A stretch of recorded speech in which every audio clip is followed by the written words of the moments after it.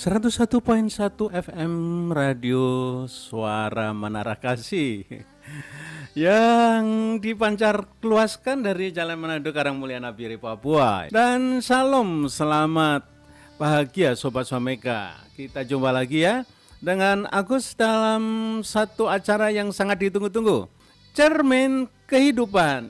Cermin Kehidupan sore hari ini kita kedatangan tamu yang luar biasa, Mr. Galuh, Sarjana Teologi. Selamat sore Pak Galuh. Selamat sore. Wow, itulah suara Puji Tuhan, kita ketemu lagi. Suara yang meneduhkan. Ya, Sobat Swameka, Cermin Kehidupan edisi Jumat tanggal 7 Agustus 2020. Seorang yang banyak berperan dalam perkembangan kehidupan anak-anak. Beliau adalah Kepala Asrama Gilgal. Yes. Ya, shalom Pak. Salam. Selamat sore Sobat Swameka. Senang ketemu kembali dalam acara yang berbeda, yaitu Cermin Kehidupan. Iya, Cermin Kehidupan. Pak, ada banyak nih teman-teman yang di luar Nabire. Kalau di Nabire sudah tahu siapa itu Pak Galuh, tetapi teman-teman di luar Nabire ini mungkin masih bertanya-tanya. Yang dari berbagai kota itu mesti siapa nih Mister yang satu ini. Oleh karena itu Pak Galuh silakan memperkenalkan diri, dan kami menunggu Pak Galuh untuk menyampaikan kata-kata bijak. Wow. Oke. Baik, salam buat semua Sobat Swameka dimanapun berada, baik di Nabire maupun di luar Nabire, bahkan di beberapa bagian di dunia ini yang mungkin terjangkau dengan siaran kita. Oh pasti. Baik, puji Tuhan. Ya, perkenalkan, nama saya sebetulnya aslinya Galuh Pria Utama, bukan Putra ya. Oh, pria ya? Ya, Galuh Pria Utama, karena memang nggak ada pria yang utama selain saya. Tidak. Iya. Baik. Baik, saya sudah berkeluarga. Ya. Anak saya 3, istri saya yang pasti 1 sampai nanti maut memisahkan. Amin. Puji Tuhan. Kebetulan saya pelayanan bersama dengan Yayasan Pesat Nabire kurang lebih 13, terus mulai 16 sampai sekarang 4 tahun, ya 17 tahun lah. Mulai 2005. Ya. Oh, keren. Jadi secara khusus memang saya dipercaya untuk menjadi kepala asrama, tepatnya kepala asrama Gilgal. Notabene yang saya asuh, yang saya didik itu anak-anak mulai usia TK, ya kurang lebih 5 sampai 6. Kemudian ditambah dengan anak SD usia 7 sampai SD kelas 6 usia 12. Ya. Jadi kurang lebih begitu. Ya, kurang lebih seperti itu. Begini, Pak Galuh, kira-kira ceritanya bagaimana ini kok bisa sampai ke Nabire, Pak? Wah, panjang ini, nggak apa-apa? Ya nggak apa-apa, kan pengen kenal nih ceritanya bagaimana itu. Baik, jujur aja saya nggak pernah sebetulnya menyangka dan terpikirkan di dalam hati itu bisa ikut ambil bagian dalam sebuah pelayanan, apalagi pelayanan di Papua. Ya. Jadi saya mulai pelayanan di Papua itu 2005. Ya. Awalnya memang saya datang pertama kali itu di Jayapura, tepatnya di Kota Raja. Saya gabung dulu di salah satu gereja, tapi cuma 3 bulan aja. Setelah itu saya ketemu dengan Bapak Daniel Alexander. Langsung dari situ saya bergabung dengan pelayanan Yayasan Pesat, dan saya juga nggak pernah terpikirkan oleh saya langsung ditempatkan di daerah terpencil, istilah di Papua itu pedalaman, tepatnya di daerah Sugapa yang sekarang jadi Kabupaten Pemekaran Intan Jaya. Itu mulai 2005 sampai 2007. Lanjut Pak ya? Ya. Kisahnya perjumpaan dengan Bapak Pendeta Daniel Alexander gimana itu kisahnya? Kok bisa ketemu terus ngomongnya apa, bicaranya membahas bagaimana, begitu Pak? Sebetulnya ya sekali lagi memang tidak pernah terpikirkan oleh saya, walaupun sebelum-sebelumnya saya pernah dengar nama Bapak Daniel Alexander, pelayanannya.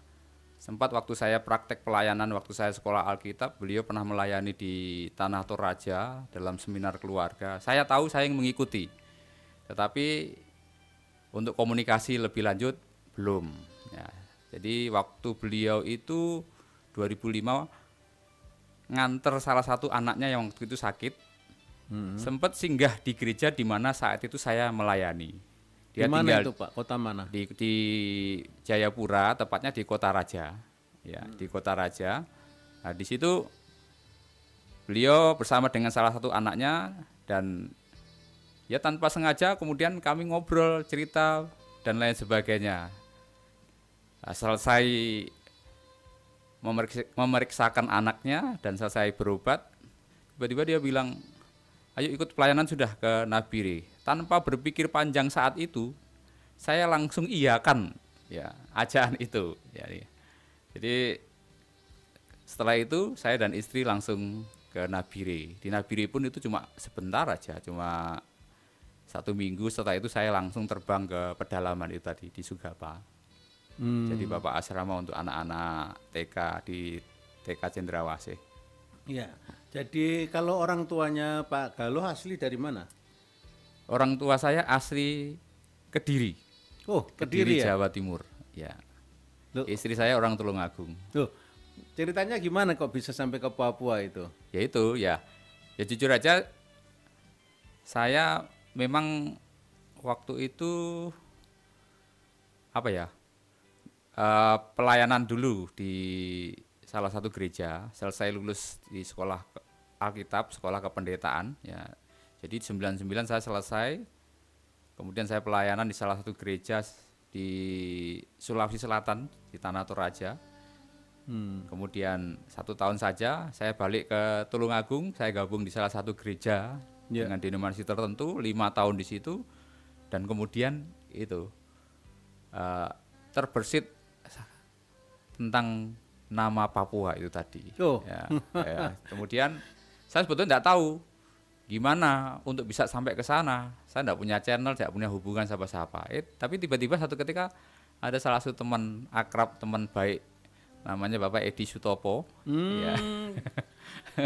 Ya, Bapak Edi Sutopo tiba-tiba menyampaikan, sini loh, di salah satu gereja di Kota Raja di Jayapura butuh staf gembala gitu, bisa bantu di sana.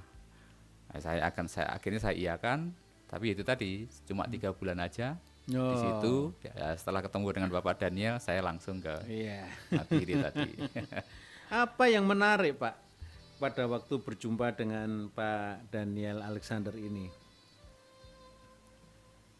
Kalau dengan beliau yang jelas saya belajar dari hatinya ya. Dengan tidak melihat keadaan orang, dengan tulus dan dengan tanpa pamrih, walaupun itu susah. Saya pun sampai sekarang belajar untuk hal itu, dalam hal ketulusan ya, dalam hal kesetiaan. Nah, itu aja yang saya dapatkan dari beliau ya, dan sampai saat ini pun saya masih belajar dalam hal itu. Iya.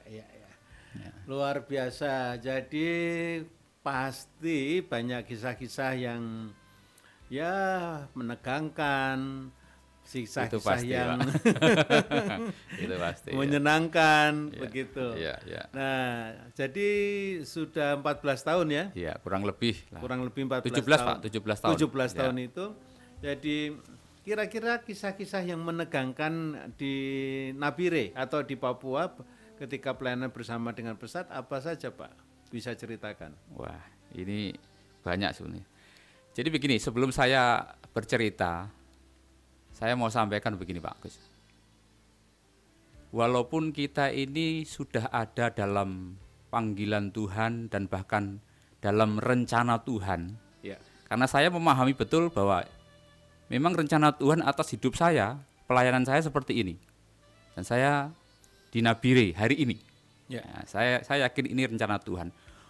Terus bukan berarti begini, setelah kita ada dalam rencana Tuhan, dalam panggilan Tuhan, terus tidak ada persoalan, tidak ada masalah, semuanya berjalan lancar, enak, tidak. Justru kemurnian, justru betul-betul kehendak Tuhan itu akan terus diuji dan diuji lewat hal-hal yang Tuhan izinkan terjadi. Contohnya ini, ya. Saya sempat tawar hati karena apa yang saya hadapi. Ini contoh. Saya berpikir saya sudah melakukan dengan sungguh-sungguh mendampingi anak, mendidik anak. Kalau dia sakit kita obati, kalau mereka tidak tahu bagaimana mereka belajar, tidak tahu pelajaran tertentu, kita usahakan. Pokoknya total gitu. Yeah. Tapi pada kenyataannya satu kali ada beberapa anak kami yang melakukan sebuah tindakan. Akhirnya hal itu membuat tindakan nggak enak, tidak baik. Artinya begini, ini sebetulnya saya pikir ya wajar sih anak itu. Ya mungkin karena dia melakukan sesuatu di tempat yang tidak tepat, ya. Dan yang dia lakukan itu mungkin dia tidak berpikir dampaknya begitu. Nah, namanya anak-anak ya. Ya. Jadi waktu itu dia tuh ketepel pohon kedondong di belakang asrama. Dan kemudian batunya itu sampai ke rumah tetangga dan mengenai salah satu anak bayi di situ.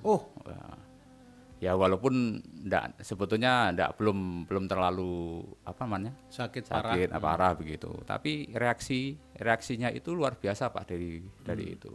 Sampai akhirnya mereka datang ke saya sampai dimaki-maki. Bisa enggak mendidik dan lain sebagainya. Pokoknya enggak enak, menyakitkan. Itu di depan anak-anak, itu di depan anak saya. Ya. Saya pun waktu itu betul-betul tidak tahu berbuat apa, saya diam. Jujur aja waktu itu saya betul-betul sakit hati. Itu menyakitkan sekali. Ya, tapi seiring dengan berjalannya waktu, saya sempat juga bilang sama Bapak Daniel itu, udahlah saya pulang aja. Ngapain saya di sini? Saya sudah lakukan yang terbaik. Tapi hal yang membuat saya akhirnya tetap bertahan dan saya renungkan kata-kata itu ketika dia bilang, dalam doanya dia bilang, iblis, kamu jangan pernah gagalkan rencana Tuhan atas pelayanan untuk di asrama itu. Nah, saya pikir, oh iya benar juga ya. Nanti kalau saya pergi, saya meninggalkan pelayanan ini, jujur aja kalau memang saya itu bisa pergi. Untuk masalah pelayanan saya bisa kembali di gereja di mana saya pelayanan, bahkan sampai sekarang pun dia sering berpesan, nanti kalau sudah kembali aja ke gereja di mana kamu dibesarkan, di tempat saya pelayanan dulu ya. Tapi kembali lagi ini bicara tentang rencana Tuhan, kehendak Tuhan, walaupun memang menyakitkan. Hal yang lain pernah saya alami dulu waktu saya ditempatkan di Timika. Ya, di Timika tuh waktu itu memang Yayasan Pesat kerjasama dengan LPMAK. Sebetulnya kan wajar sebagai seorang pemimpin saat itu melihat stafnya kerjanya itu tidak serius, apalagi berulang-ulang. Contohnya aja misalkan masuk kerja, banyak liburnya, banyak izinnya tanpa alasan yang jelas. Tapi justru dari situ hal yang sebaliknya ketika saya berusaha untuk mendisiplin tegas, bukannya hal yang baik yang saya terima. Sebuah ancaman, sampai orang tersebut mengancam saya begini, nanti kalau Bapak keluar dari area di mana saya tinggal di asrama waktu itu, nanti Bapak saya akan bunuh. Sampai seperti itu. Gitu ya. Ancamannya sampai seperti itu. Tapi ya waktu itu saya kok juga tidak merasa maksudnya takut, gentar dan begitu. Walaupun ya sebetulnya mikir juga gitu loh, wah nanti kalau saya itu terjadi bagaimana dengan Anda dan istri saya. Tapi puji Tuhan, kalau kita tahu bahwa bersama siapa kita pelayanan, bersama dengan siapa kita ini melakukan pekerjaan, saya yakin perlindungan penyertaan Tuhan itu, pembelaan Tuhan itu ada. Amin. Dahsyat. Ya, Ya, begitu ya. Pak, kurang lebih. Sebetulnya banyak, ya Banyak dua ya? aja.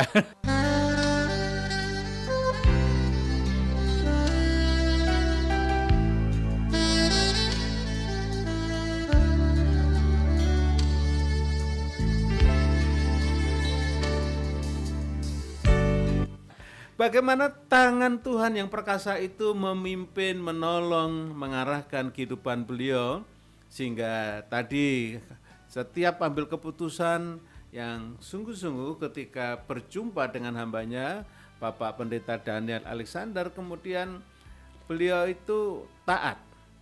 Ketaatan inilah yang membawa beliau sekitar 17 tahun ada di Papua, di tanah yang indah. Papua, tanah yang dicinta. Wow. Amen. Ya, Pak Kaluh, Ya, Pak. saya percaya semua orang yang mengalami tantangan pergumulan itu tidak mudah di tanah Papua. Oleh karena itu, izinkan Bapak menceritakan pengalaman-pengalaman bagaimana yang terjadi dan Tuhan menolong secara spesifik. Monggo Bapak. Puji Tuhan, Sobat Swameka. Bicara tentang pertolongan Tuhan itu, jujur aja begitu banyak pertolongan yang Tuhan nyatakan dalam kehidupan saya. Yang jelas kembali lagi, hati kita itu bagaimana, kepercayaan kita kepada Tuhan itu bagaimana. Ya. Saya contohkan, di awal pelayanan kami saat saya gabung dengan Pesat, waktu itu saya ditempatkan di Sugapa itu, sebetulnya sebuah tempat yang jujur aja sebagai manusia, wah, nggak tahan Pak. Ya. Kita biasa melayani di tempat yang ya mohon maaf, misalnya fasilitas yang memadai, tapi ini di pedalaman, semuanya harus jalan kaki Pak. Wow. Pasar saja itu hari-hari tertentu Pak. Jadi pasar itu ada namanya pasar tradisional, itu cuma harinya tertentu, hari Selasa dan hari Jumat, itu sore hari. Itu kalau sudah di pasar banyak orang kumpul di pasar dan itu merupakan salah satu hiburan kita. Oh. Kalau di kota itu mungkin mall Pak. Oh. Kalau di sana itu pasar. Ya. Selain itu juga ya air dingin sekali karena memang Sugapa kan di tempat ketinggian Pak. Oh. Ya, cuacanya begitu dingin. Kadang kalau berangin anginnya kencang dan tempat yang kita pakai pun bahkan asrama waktu gitu kan masih boleh dibilang ya belum seperti sekarang ini, dibangun lebih baik lagi. Ya, tapi bersyukur. Artinya di situ Tuhan mendidik saya, mengajar saya. Kalau tadinya kita itu pelayanan ngomong, oh percaya Tuhan, pasti Tuhan tolong. Ya, waktu itu memang karena fasilitas ada mah ngomong gampang Pak ya. Yeah. Tapi justru saya dan keluarga waktu anak saya masih satu di Sugapa, satu kali anak saya yang satu ini waktu itu masih umur 1,5 tahun Pak. Ya. Tiba-tiba sakit. Oh ya? Sakitnya itu maaf, Perempuan atau laki-laki Pak? Anak saya yang pertama ya? laki-laki. Ya. Minta maaf, dia muntah berak. Muntah berak. Jadi setiap kali diminum susu keluar. Jadi BAB-nya juga cair sekali. Sampai saya lihat anak saya itu kurus sekali. Wah, kurus. Itu berjalan kurang lebih 1 minggu. Dan kebetulan Pak, kita tahu di pedalaman kan akses untuk keluar itu cuma pesawat. Yeah. Kebetulan 1 minggu itu tidak ada pesawat yang masuk karena memang cuaca waktu itu kabut. Oh. Jadi betul-betul waktu itu saya sebagai seorang bapak, seorang suami nggak tahu harus berbuat apa. Memang ada obat di asrama, tapi terbatas. Obatnya kan cuma obat-obat kayak paracetamol, antasitadon, itu pun ya tidak menolong juga. Anak saya waktu itu kecil. Saya pergi ke tempat berobat di sana, itu pun tidak ada dokter. Bahkan obat yang ada pun expired waktu itu. Ya. Dan betul-betul saya tidak tahu harus berbuat apa. Ya. Istri saya lihat menangis terus setiap malam lihat anak saya ini. Begini Pak, sampai satu kali setelah saya melayani waktu itu, saya masih pelayanan firman Tuhan di salah satu gereja di pedalaman. Saya bantu pelayanan di gereja juga, ibadah tutup tahun. Setelah selesai itu, malamnya itu saya ngomong sama Tuhan begini, Tuhan, ya, saya enggak tahu harus buat apa dengan anak saya. Saya kalau lihat anak saya enggak tega. Istri saya juga terus menangis. Saya enggak tahu harus bikin apa. Keadaannya seperti itu. Kalau Tuhan mau ambil sudah. Saya bilang begitu. Dia kan kau titipkan sama saya. Dan saya sudah angkat tangan enggak tahu saya harus buat apa. Tetapi kalau Tuhan mau ambil, kasih tahu istri saya supaya dia siap. Waktu itu saya bilang begitu. Saya betul-betul pasrah, menyerah. Ya. Ya menyerah sama Tuhan. Udah enggak tahu saya mau bikin apa. Kalau memang Tuhan ambil ya Tuhan ambil saja. Ya memang kondisinya seperti itu Pak. Obat aja harus minumin apa? Ke dokter enggak ada. Obat di rumah sakit sendiri expired. Penerbangan tidak ada. Gitu. Ya. Dan luar biasanya setelah saya mengatakan itu malamnya, besoknya Pak ada kabar. Salah satu majelis gereja di situ tiba-tiba datang, Pak, besok ada penerbangan Merpati. Bapak sudah kita daftarkan untuk prioritas untuk bawa anaknya turun ke Nabire. Dan puji Tuhan akhirnya memang ada penerbangan. Saya turun dan luar biasanya adalah ini. Anak saya bisa aktivitas normal seperti anak sehat. Benar Pak? Oh. Jadi di mana? Di Nabire? Di Nabire setelah turun itu. Oh. Jadi betul-betul belum. Betul-betul saya lihat itu sehat, enggak seperti yang dialami waktu dia masih di Sugabah itu. Dan saya melihat ini pertolongan Tuhan yang luar biasa. Dan disitulah saya diajar untuk mempercayai Tuhan dalam situasi dan kondisi apapun. Ya. Wah, tegang banget itu. Ya betul Pak, itu menegangkan sekali. Saya pun juga waktu itu saya tidak bisa buat apa-apa gitu untuk hal itu. Ya, selama di Nabire pun sampai sekarang pun seperti itu. Saya belajar untuk mempercayai Tuhan, untuk mempercayakan kehidupan saya. Ketika diberkati banyak ya puji Tuhan. Ya, kalau memang saya belum terima banyak ya berarti belum waktunya. Ya bersyukurlah, belajar untuk bersyukur. Dan bersyukur pula untuk hal-hal yang saya hadapi selama pelayanan di asrama, walaupun ya kita bicara tentang anak-anak kan, karena anak apalagi anak banyak persoalannya begitu luar biasa. Tapi bersyukur dengan hikmat Tuhan, itu aja sih. Saya yang saya alami selama ini dengan hikmat Tuhan.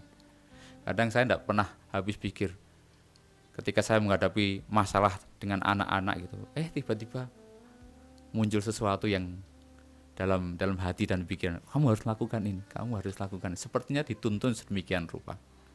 Dan akhirnya sampai sekarang ini saya bisa bertahan dan anak-anak puji Tuhan bisa dalam keadaan baik. Ya, masa perkembangan anak ya. Salah satu buku yang membicarakan tentang perkembangan anak ya. Siapa namanya? Burlock itu. Tentu Bapak bisa bisa mengevaluasi bersama-sama dengan istri pada waktu masalah-masalah yang cukup penting di asrama, karena itu kan cukup berat Pak, mendidik anak seusia itu. Yang kami lakukan selama ini yang pertama itu begini Pak, walaupun anak-anak di asrama yang notabene adalah anak-anak Papua, saya menganggapnya mereka tuh seperti anak saya sendiri dan saya perlakukan seperti anak saya sendiri. Sama saya cerita kepada anak kandung saya, anak saya sendiri, saya bilang begitu. Kalau saya, artinya tidak ada bedanya. Ya. Kalau kamu salah, anak kandung saya salah, saya disiplin juga. Sama saya mendisiplin anak-anak yang Tuhan percayakan di asrama. Karena memang saya dan anak saya tinggal sama-sama. Jangan sampai nanti timbul sebuah persoalan pemikiran, bapak pilih kasih anaknya sendiri diperlakukan seperti ini. Tidak. Itu yang pertama, saya memperlakukan tetap sama. Saya berusaha menyayangi mereka juga, ya. Itu yang pertama. Jadi saya perlakukan mereka sama seperti anak saya. Apapun kebutuhan mereka, apapun yang dihadapi masing-masing dari saya bisa tahu Pak. Jadi karena saya mungkin sering bersama-sama dengan mereka, saya tahu ini anak ini sifatnya seperti ini. Bahkan saya bisa melihat kebutuhan dari dirinya itu, kira-kira yang dibutuhkan apa. Karena contoh aja misalkan kalau mereka sekolah, ini contoh aja. sekolah, mereka keluar dari sekolah, misalnya saya lihat mulai dari kaki sampai apa yang tidak ada misalnya, saya bisa tahu satu-satu. Ya, saya bisa telisik juga, oh ini tidak punya ini, walaupun mereka tidak ngomong gitu, saya sudah memikirkan, oh ini nanti anak ini perlu ini, anak yang ini nanti perlu ini. Jadi perhatiannya mungkin sampai seperti itu. Sehingga anak-anak sendiri juga, saya bilang sama mereka juga begitu. Kalau kamu ada apa-apa bicara, bilang begitu. Walaupun memang kadang-kadang mereka tidak bilang dan kita memang harus proaktif. Tapi memang harus ekstra. Satu persatu memang harus kita perhatikan gitu. Sehubungan dengan perkembangan anak, saya melihat ada hal-hal yang terutama untuk anak-anak kita itu sebetulnya masalah kasih sayang ya masalah kasih sayang. Kalau mereka kita perhatikan, wah kadang sesekali mereka juga manja begitu ya. Tapi memang namanya anak-anak kan sekali-sekali kan pasti bikin persoalan itu wajar, apalagi ini anak buahnya mencari perhatian. Mungkin bisa jadi juga karena mereka tinggal di asrama, apalagi boleh dibilang mereka kan terkungkung karena waktu-waktu tertentu aja mereka bisa keluar. Ya bisa jadi mungkin mereka stres, kita paham juga. Lebih-lebih dengan lokasi yang begitu seperti itu, mereka kan untuk namanya anak-anak suka main tuh Pak gitu. Ya hal-hal yang aneh-aneh mereka kerjakan sebetulnya mungkin salah satu bentuk kompensasi mereka. Sebetulnya saya pengen ini ya. Sebetulnya dari situlah kita harus paham juga gitu. Yeah.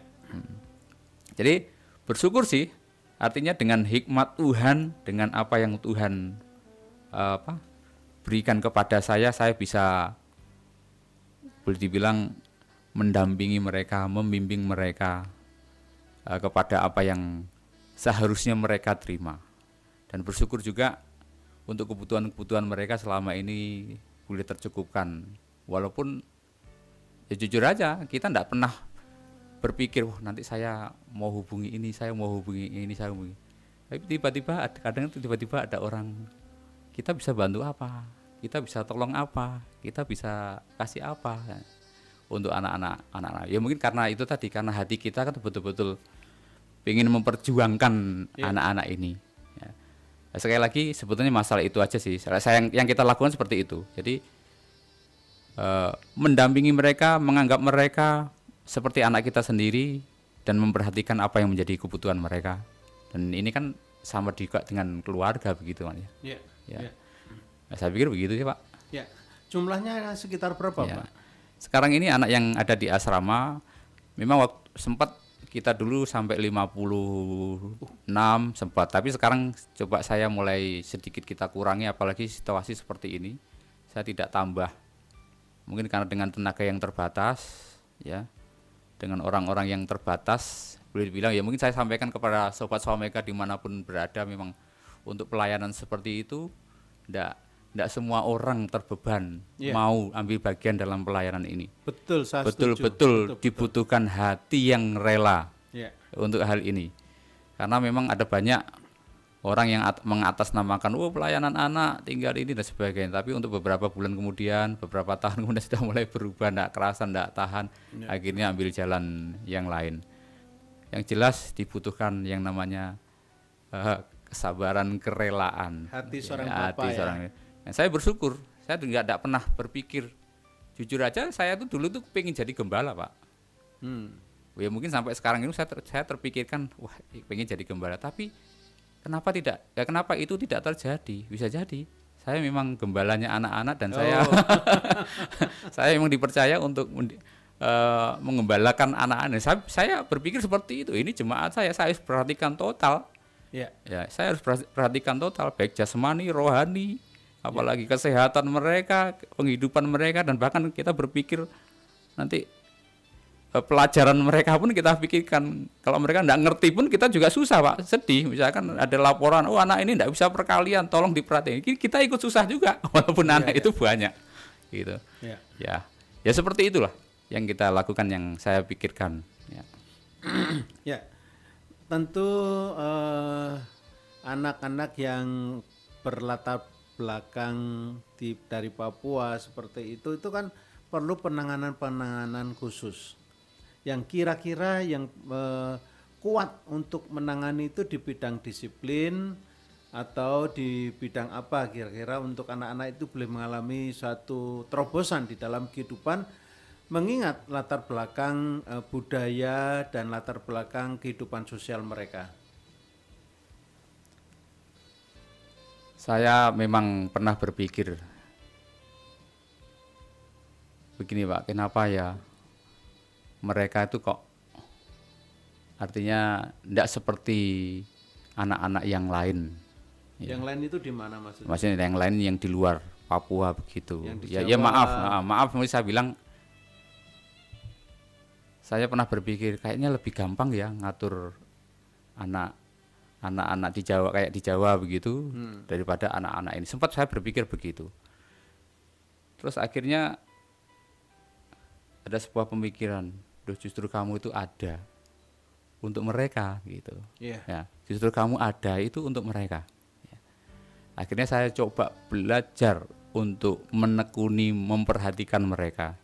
Kira-kira hal-hal apa yang mereka itu butuhkan, hal-hal apa yang mereka rasakan. Kita tahu kan sebetulnya anak-anak kan, ya minta maaf ya, saya tidak berusaha untuk menyudutkan atau apa ya, merendahkan mereka tidak. Kalau kita bicara tentang anak-anak Papua kan mungkin masalah perhatian itu kurang sekali gitu terhadap orang tua. Dan saya pernah memperhatikan waktu ini contoh aja, contoh sepertinya tuh kayak ada semacam ya udah saya kasih misalkan ubi, setelah itu terserah kamu mau sekolah mau apa tidak ya. Artinya begini, kurang perhatian ya. Dan memang saya pikir inilah yang jadi pemikiran juga buat saudara-saudara kita untuk lebih memperhatikan anak-anak ini gitu. Ya bersyukur sih masih ada asrama gitu Pak ya.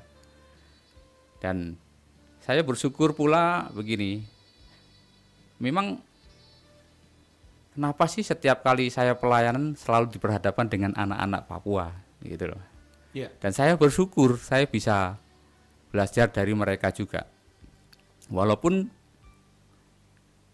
apa ya namanya, harus berulang-ulang ya. Saya pikir memang itulah yang Alkitab bilang juga, Ulangan 6 ayat 4 kayaknya. Kamu harus mengajar anak-anakmu itu saat berjalan, tidur, ya. Berulang-ulang. Dan ternyata itulah yang kita kerjakan Pak. Ketika kita memberikan nasihat yang sama berulang-ulang kita ingatkan. Ketika kita memberikan apa ya, teladan ya berulang-ulang juga. Sampai betul-betul akhirnya mereka itu ya, saya pikir ini kayak semacam pembiasaan begitu. Kita tahu kan berbeda sekali Pak nangani anak-anak ini. Tetapi dengan cara seperti yang kita lakukan seperti itu, ya kita perhatikan anak-anak sudah mulai terbiasa gitu ya. Karena mungkin juga karena pembiasaan ya karena pembiasaan. Nah, akhirnya mereka bisa melakukan seperti yang saya pikirkan begitu. Jadi, ya. Apalagi itu ya, ya. Dari anak-anak itu Pak, kira-kira yang tidak mempunyai orang tua sekitar berapa Pak? Sebetulnya rata-rata hampir mereka tuh punya orang tua. Cuma mungkin karena kondisi keadaan keluarga yang notabene mereka dari keluarga tidak mampu. Cuma beberapa sih yang yatim piatu, tidak banyak, ada 3-4 anak. Yang lainnya juga ada yang yatim, ada yang piatu juga. Nah, tapi rata-rata mereka punya orang tua. Tapi yang jelas mereka tuh berharap supaya anak mereka kan baik. Walaupun mereka punya orang tua, ada sih yang mampu juga sebetulnya, tapi tetap aja mereka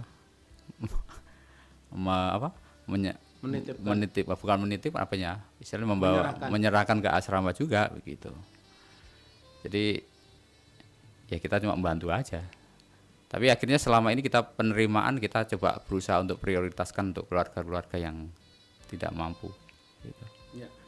Dari mereka ada yang berkelahi nggak Pak? Ya namanya anak-anak itu pasti Pak ya, berkelahi. Tapi seringkali kita ajar, kamu itu satu suku, maksudnya kamu sama-sama orang Papua, rambut keriting dan sebagainya. Terus kita ajar berikutnya untuk minta maaf, berdamai gitu. Walaupun memang kadang berulang lagi, tapi kan kita harus ajar begitu terus, berdamai lagi, peluk gitu. Kamu harus minta maaf kemudian dipeluk. Walaupun kadang-kadang saya perhatikan mereka ya nggak terima juga begitu, oh, dia yang salah. Tapi coba kita sedikit paksakan juga gitu. Kalau berkelahi itu ya saya pikir wajar juga sih gitu. Iya. Mengharukan Pak, Ya. sangat mengharukan. Ya, Sobat Swameka, inilah yang sedang dilakukan oleh hambanya Pak Galuh, pria utama, dan tentunya dalam situasi kondisi mendidik anak seperti ini, dalam perkembangan dari anak-anak kepada remaja, begitu Pak ya? Ya. Itu pasti mereka juga banyak keinginan. Pertanyaan saya Pak, bagaimana sikap orang tua ketika anaknya itu sakit dan sebagainya Pak, mengalami masalah di dalam asrama?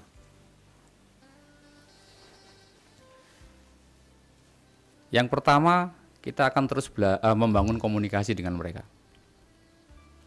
Jadi saat mereka makan bersama, di situ saya ada, saya coba bicara sama mereka.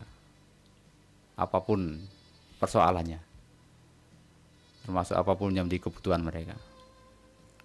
Ya, karena ada beberapa pendamping yang membantu kita juga sih, yang memperhatikan begitu, kadang melaporkan juga kalau mereka sakit. Gitu. Tapi yang jelas selama ini anak-anak sudah terbiasa kalau mereka ada permasalahan, ada kebutuhan selalu bicara dengan kita. Ya karena mungkin tadi menganggap bahwa kita ini orang tuanya tadi Pak. Ya. Jadi kalau mereka sakit, kadang temannya atau dia sendiri datang, Bapak saya sakit, atau temannya yang lain, Bapak ya anak ini sakit, itu baru saya datang kasih obat, seperti itu. Kalau memang sakitnya beberapa hari, kemudian kita bawa ke puskesmas atau ke rumah sakit. Tapi puji Tuhan selama ini tidak ada sakit yang parah sih. Walaupun pernah dulu sempat terjadi saya bilang kecelakaan dan dalam tanda kutip karena bermain. Salah satu anak itu bawa ballpoint, pas main-main kena mata salah satu anak asrama waktu bermain tuh ya sempat selaputnya itu robek sedikit. Ya. Tapi gimana sebagai orang tua sekali lagi saya kan harus bertanggung jawab walaupun saya harus hubungi orang tua, saya beritahukan. Saya coba koordinasi dengan pihak yayasan juga dan puji Tuhan sempat kita bawa operasikan ke Timika waktu. Saya bawa ke Timika di rumah sakit daerah di Timika, dioperasi selama 3 hari, 1 minggu kemudian perawatan baru pulang. Dan puji Tuhan anak itu sudah baik dan sehat. Dan waktu itu memang saya sempat dalam hati, waduh ini bisa jadi persoalan besar ini kan gitu. Ini bisa jadi persoalan besar ini. Saya sampaikan ke anak-anak yang lain, ayo kalian berdoa supaya terjadi mujizat, saya bilang begitu. Yeah. Untuk salah satu anak kita. Dan betul pertolongan Tuhan luar biasa. Dan saya pikir ini mujizat Tuhan. Yeah. Sampai sekarang anaknya bisa lihat dengan normal dan sehat. Puji Tuhan. Melalui situasi dan kondisi yang seperti itu, Bapak melibatkan anak-anak untuk juga mengalami pengenalan akan Tuhan. Dan itu memang luar biasa Pak. Nah dalam situasi seperti itu kira-kira persoalan yang paling utama kalau Sobat Swameka saat ini mendengar gitu ya, persoalan yang untuk progres pertumbuhan anak-anak ini kira-kira yang paling urgent itu kira-kira apa Pak saat ini? Kalau selama ini yang saya tekankan adalah masalah karakter ya Pak ya, karakter anak-anak. Saya coba berusaha semaksimal mungkin bagaimana anak itu bisa berubah, walaupun memang kita tidak bisa mengubah. Tapi dengan hal-hal yang kita lakukan lewat teladan, lewat yang jelas memang kita kan ada tuh jam-jam doa. Seperti kita bangun pagi itu 5:30 itu ada ibadah sampai jam 6, malam lagi ada ibadah lagi jam 8:30 sampai jam 9 malam. Di dalamnya juga kita kan ada penyampaian firman Tuhan, ada nasihat-nasihat, wejangan-wejangan. Tapi yang jelas intinya adalah saya melihat itu betul keteladanan sih Pak, keteladanan. Iya. Karena itu yang mereka lihat. Iya. Kalau kita menasehati terus kita sendiri tidak menjalankannya, pasti mereka kan tidak akan terima dan nggak mau dengar apa yang kita sampaikan. Benar. Tapi puji Tuhan, selama ini ya maaf bukannya saya itu hebat atau apa, selama ini ketika saya bicara, dan saya pikir itu hikmat Tuhan sih. Saya kadang-kadang kalau ngajar anak-anak, waktu saya menyampaikan firman Tuhan, memberikan nasihat itu tiba-tiba mengalir sedemikian rupa dan saya merasa itu sesuatu yang hidup, dan saya yakin itu perkataan Tuhan yang bisa mengubahkan kehidupan, membuat mereka bisa punya cara pandang yang lain gitu. Luar biasa. Ya, Sobat Sameka, itulah hambanya Pak Galuh Pria Utama dalam pergumulan-pergumulan dan juga dalam semangat yang luar biasa membawa, mengantarkan anak-anak itu dekat kepada Tuhan dan juga perkembangan kejiwaan, perkembangan kepribadian. Ya, itu semua karena Tuhan adalah perisai dalam kehidupan setiap orang percaya.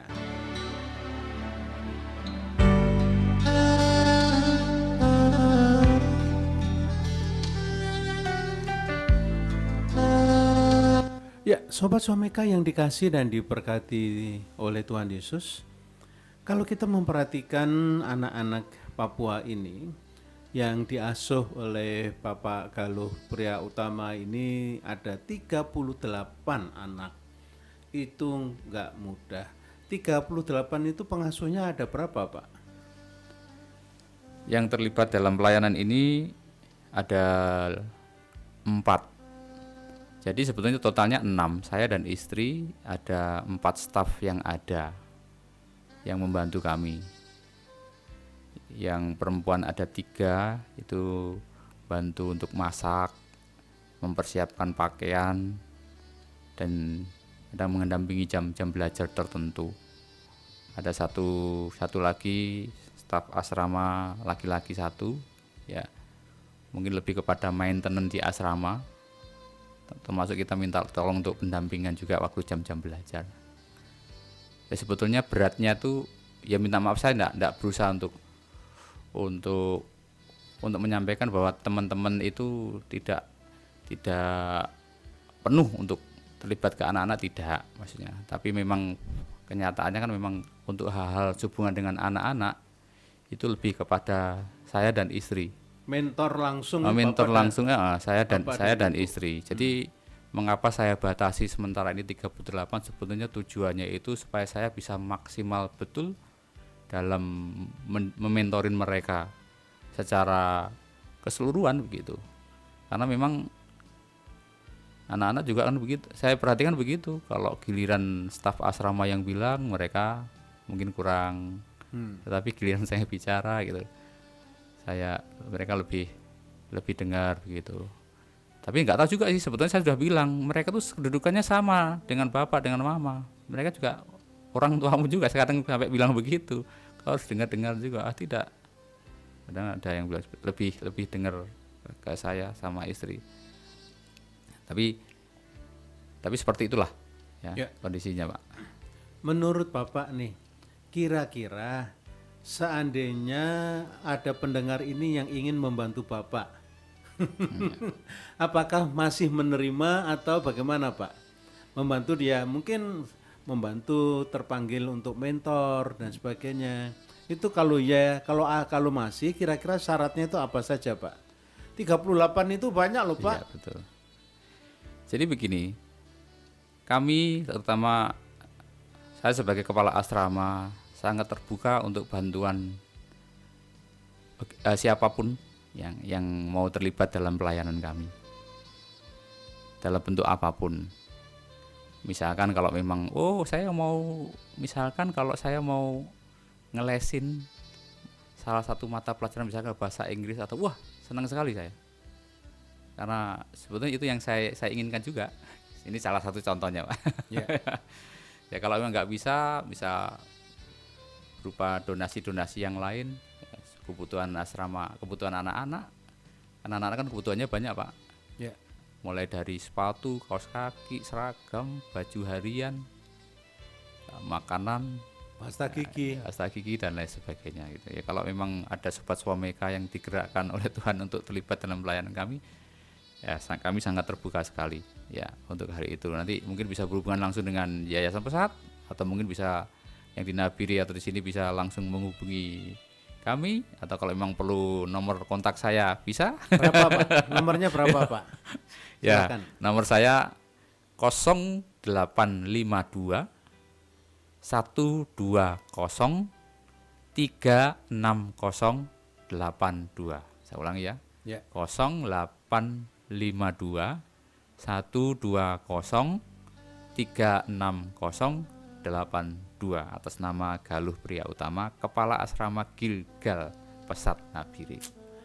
Kami mendoakan Pak supaya ada pendengar yang hari ini juga hatinya terusik untuk meresponi panggilan Tuhan, membantu pelayanan Bapak di asrama Gilgal Pak ya.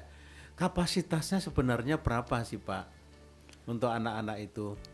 Sebetulnya kalau melihat kondisi asrama sekarang ini, ya kalau dibilang memadai, sangat memadai ya belum. Ya.